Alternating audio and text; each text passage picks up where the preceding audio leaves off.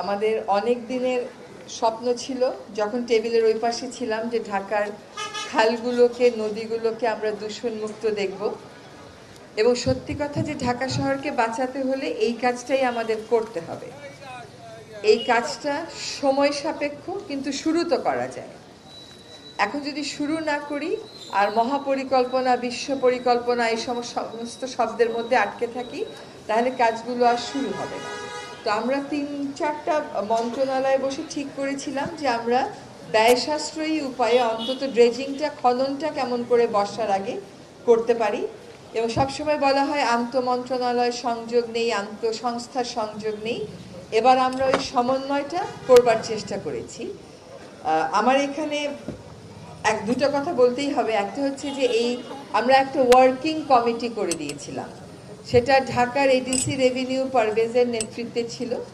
এবং এই যে পুরো পরিকল্পনাটা আপনারা দেখছেন, এটা আসলে মোটামুটি আমাদেরকে গুছিয়ে দিয়েছে আপনাদের অনেকের পরিচিত নদী নিয়ে কাজ করে এজাজ। তাছাড়া প্রত্যেকটা সংস্থা একে হয়েছে, বিদ্যমান কি প্রকল্প আছে খাল নিয়ে যেখান থেকে আমরা অর্থের সংস্থান করতে পারি, কারণ এগুলো কিন্তু বেশ অর্থের সংকুলন লাগবে আপনার, এগুলা তো ফ্রি করা যাচ্ছে না। তো সেখানে প্রত্যেকটা সংস্থাই এগিয়ে এসছে এবং আমি অবশ্যই স্থানীয় সরকার এবং গণপূর্ত মন্ত্রণালয়, দুটি মন্ত্রণালয় এবং তাদের কর্মকর্তাদেরকে ধন্যবাদ দেব যে আমরা খুবই আন্তরিকতার সাথে কাজটা শুরু করতে পারছি। এবং এইখানে কে আগে কে পরে সেটা ব্যাপার না, যার যেটুকুন শক্তি সামর্থ্য আছে, যার বাজেটে যেটুকুন টাকা আছে, যেখান থেকে যেটুকুন টাকা আছে সেটা নিয়েই আমরা কাজটা শুরু করছি। আপনারা খেয়াল করবেন আমরা কর্মসূচি বলছি, আমরা কিন্তু কোনো প্রকল্প বলছি না। কারণ প্রকল্পের অধীনে এই কাজ শুরু করতে গেলে আমাদের সরকারের যে প্রসেস খুবই দ্রুততার সাথে করতে গেলেও আমাদের 8 থেকে 10 মাস লাগতো। কাজে আমরা যার যেখানে ড্রেনেজ, ইমার্জেন্সি সাপোর্ট যা আছে সেটা নিয়েই মোটামুটি কাজটা শুরু করছি।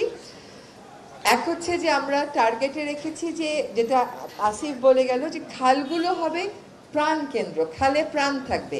এই খালে তো মশা ছাড়া আর কিছু নাই। এখন এই খালে যদি প্রাণ ফিরিয়ে আনতে হয়, আশেপাশের বাসায় যারা আছেন তাদের বর্জ্যগুলো ফেলা ব্যবস্থা করতে হবে, একটা বিহিত করতে হবে। তারা এখানে কেবল যে পয়ঃবর্জ্য ফেলেন তা না, তাদের খাট, পালং, তোষক যা আছে সব খালে ফেলে দেন। এইটা কিন্তু আর চলবে না।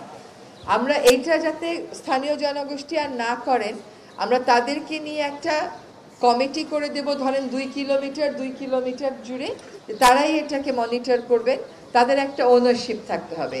খালটা যখন আমরা খনন শেষ করে ফেলবো, আমাদের দূষণ মুক্ত করাটা রাতারাতি হবে না, ইট উইল টেক টাইম। আপনার সিওয়েজ কানেকশন 53 বছরে হয়নি, এখন আপনি 5 মাসে কেমন করে ফেলবেন? কিন্তু ইন্টারিম কোনো সলিউশন আছে কিনা আমরা সেটা খুঁজছি। আশা করি এই দুর্গন্ধ থেকেও কিছুটা হলেও আমরা মুক্তি দিতে পারবো। এবং আমাদের একটা পরিকল্পনা আছে যে খালের যে পাড়টা আছে ওই পাড়ে আমরা চাষাবাদ করতে পারি কিনা। আমরা কিছু হলেই বলি আমরা একটা ওয়াকওয়ে করব, কিন্তু ওইগুলো আসলে আমরা চলে গেলে আপনারা করেন। আমরা চাচ্ছি যে খালের পাড়গুলোতে সবুজ ফিরিয়ে আনতে পারি কিনা আমরা, আর খালের মধ্যে একটু মাছ আনা যায় কিনা। এই খালে তো সম্ভবই না, চোখেই দেখা যাচ্ছে।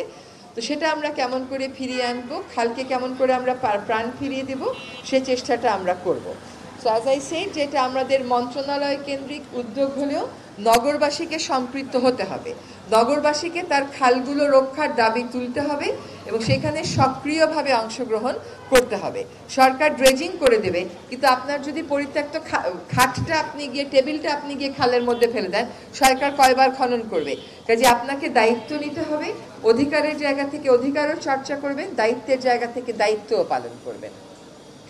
আমরা যখন এই পুনরুদ্ধারের কাজে যাব, আমাদেরকে কিছু কিছু অবৈধ দখল উচ্ছেদ করতে হবে। আমরা জানি যে সেখানে বাধা দেওয়ার চেষ্টা করা হবে, কিন্তু আমরা সম্মিলিতভাবে সেই বাধার মোকাবেলা করব। আশা করি আমরা এই বর্ষার আগে, আপাতত তো 6টা, আশা করি এই মাসে আমরা আরও 4টার কাজ হাতে দেব এবং এই বর্ষার আগেই বাকি 9টার কাজও আমরা শুরু করে দিতে পারবো।